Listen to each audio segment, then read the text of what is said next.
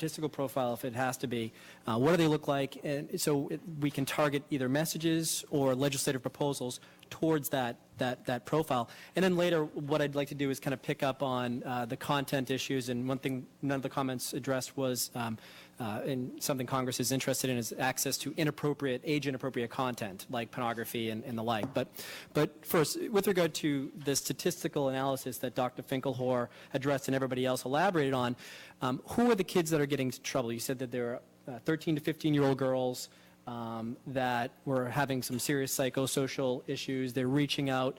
What do they look like? How many of them are there out there? Is this a very common situation, a common profile, or is it particularly rare? And if you tailored messages, what would it look like? Would it be to 13 to 15-year-old girls, don't talk to older guys about having sex? Is that the message that we should be building our campaigns around, and how do we direct it to them? Well, it's good. I wish I knew all the answers. Unfortunately, we have more information on what they do online than we do on, at least from our research, and other aspects of their life. But we do have this sense of being victimized in other places and ways, and having difficult relationships with their parents. I would guess, I don't know the exact percentage, I would guess we're talking about 5% of the cohort. And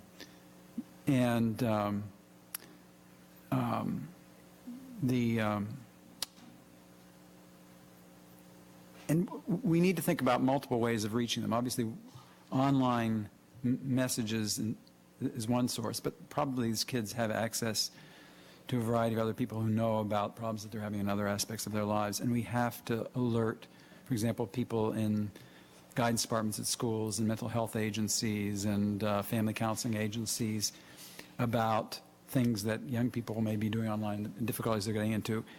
It is a little bit concerning to me that I think people in the mental health field and the child protection and social work ends of things do not tend to be particularly computer internet savvy. So it's not a place that they automatically go or know about. And if they were armed with more information to help them impart information to the kids and ask questions that might allow them to identify someone who's at risk of getting into trouble online, I think that might help out. Michelle?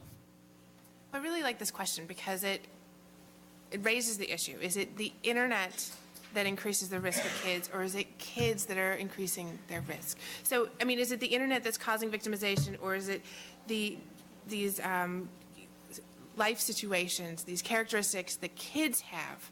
And what if instead of trying to address the internet, we try and address the kid? And I think that the first thing in that plan would be to recognize that these kids are likely experiencing multiple challenges.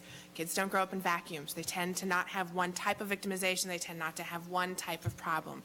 It all comes together, which means that one-liners, public service announcements are important. They do lots of really good things. They also, for example, they do good things in terms of public perception and, say, stigma. They are not good at doing intensive interventions. That's not what public service announcements are. And these kids need intensive interventions. And I think that what Dana was talking about is so important, and that maybe we should talk a little bit more about it. It's recognizing that perhaps the biggest impact we could have, instead of restrictions on places in the on websites, perhaps instead of public service announcements, is funding these types of intensive interventions for those young people who are greatest at risk. Just one other group that I'm concerned about, and it's a difficult group to address, and those are kids who are having sexual orientation issues. I think that, unfortunately, we don't have enough research on that specific group, and they are, they're relatively small, but our research suggests that particularly boys who are looking for information about sexual orientation stuff go out online because they don't feel like they're authoritative and trusted places they can get it locally or from members of their family, and that's when they run into trouble because they encounter people there who want to victimize them. Well, if I could interject, just one point is that the presumption, we've been doing online safety education to parents for a decade now. Our organization does getnetwise.org, and the cornerstone of our education has been tell your kids not to share their personal information with online in any way, shape, or form. And that really, I can think back 150 times where I've been in places where I've said that's the number one message. Now, Dr. Ibarra and Dr. Finkelhor, you've authored a paper in February of 2007, which basically says that puts you, that message is all wrong. It doesn't put you statistically at any greater risk of having a problem than other issues. And so, in a way, a lot of us in the child safety advocacy field have said, well, we've been messaging all wrong for a decade. And I think some of the congressional attention on this issue was predicated upon that cornerstone, don't share your personal information online.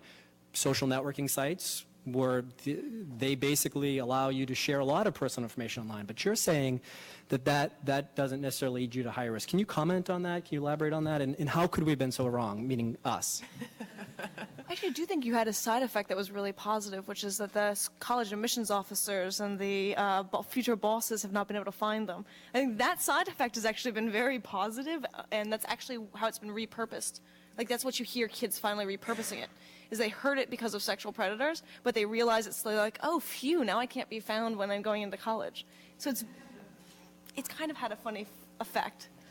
Obviously, I think we do want them to think about issues related to what they want to disclose, and for all kinds of reasons. And it's a decision-making thing that we should certainly get them to think about. But if we're really, if the issue is preventing sexual victimization, I don't think it's the top issue.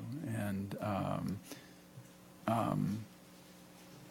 I actually, frankly, think we're going to have to do more research before we have really the answer of just how to go about doing it. I think we need to take a variety of these messages, pilot them, focus group them, and really see what takes.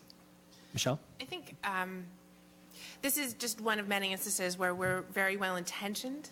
I mean, we were wrong, but we were well-intentioned. We just spoke before we had the data. And I know that we're now beginning to sound like broken records here, but I can't tell you just how important it is, because, as you know, legislation has such a huge impact. And if we guide with our gut instead of data, the worst consequence is that we just miss. We miss our target. That's not the worst. I mean, that we could miss our target, or we could actually, there could be some unintended consequences. I think it's so very important. And here, so we talked to about 1,600 kids between the ages of 10 and 15 about their experiences on the internet. And kids who said they had been targeted by sexual solicitation, we asked where it happened, okay? So about a third of them said, and we're talking about kids who have been targeted by frequent solicitation, so it's happening about once a month or more often. A third said that it happened in a social networking site at least once. But 47% said that it happened while they were playing a game online.